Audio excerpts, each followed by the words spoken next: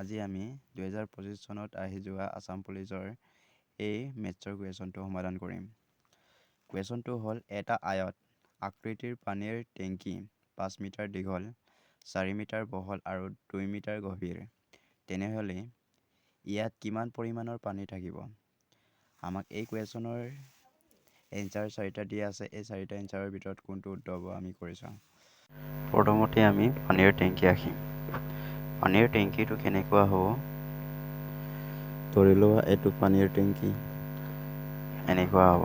এইটো কি পানীৰ টেংকি, এইটো দীঘল, এইটো কি বহল, এইটো কি দীঘল বহল, ইয়াৰ পৰা ইয়ালৈ কি হ'ব? গভীৰ হ'ব। গভীৰ। দীঘলটো আমাক 5 মিটাৰ দিয়া আছে, বহলটো কিমান দিয়া আছে? 4 মিটাৰ।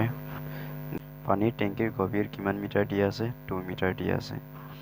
আমি দীঘল, বহল আৰু গভীৰ এই তিনিটাটো কি কৰিম? পূৰণ কৰিম। 5m into 4m into 2m, এই তিনিটাটো কি কৰিম? আমি পূৰণ কৰিম। কিমান হ'ব? 5 4 গুণ 20, 2 20 40, 40m কিউব হ'ব।